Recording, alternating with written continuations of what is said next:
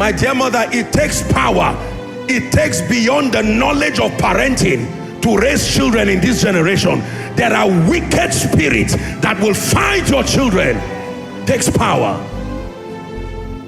Power to discern, to know when what your child is saying is an evil spirit speaking.